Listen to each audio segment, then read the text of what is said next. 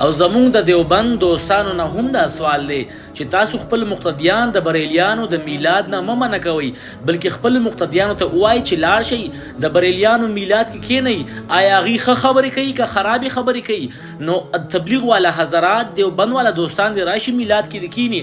آیا میلاد النبي کې ښایسته خبرې کېږي، د رسول الله مبارک سیرت او صورت بیانېږي، د رسول الله مبارک احادیث بیانېږي، تلاوت قرآن کېږي، نو دا خو عین تبلیغ دی، دا خو عین اسلام دی.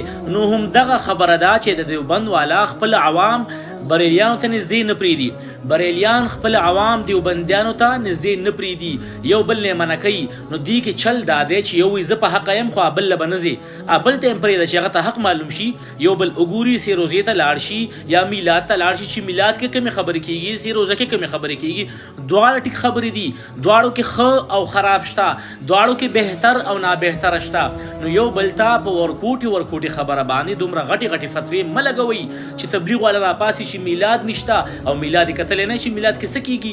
میلاد کې خو د نبي کریم علیه السلام اخلاق، صورت، سیرت نعتیه شکل کې یا په بیان په شکل کې وشي، او سه روزه او شب جمعه کې هم دغه خبرې کېږي، د رسول الله مبارک طریقې بیانېږي. نو یو بل سره دومره حسد دی خلکو شروع کړی دی، دومره مخالفت چې یو بل باندې سلام نه اچوي، یو بل سره روټۍ نه خوري، یو بل پسې مونځ نه کوي، ورکوټې شانتې خبرو باندې دومره لوی اختلاف چې یو بل جوماتونو له خلک نه لیږي، دی وایي هغه جومات ته مزه، هغه وایي بل جومات ته مزه. نو لہذا اتحاد پکار دی، یو بل سره کېنئ، یو بل سره میلاد کې کېنئ، یو بل سره شب جمعې لمزئ چې شب جمعه کې څه بیانېږي، او تبلیغیان دې راځي میلاد کې کېني چې میلاد کې څه بیانېږي. که میلاد النبي کې یو خرابه خبره وه، بېدینه خبره وه، بېشکه بیا وله مزه، بیا سره دې میلاد لزمه دا د تا سره بیا موږ هم په دې باندې قایل یو.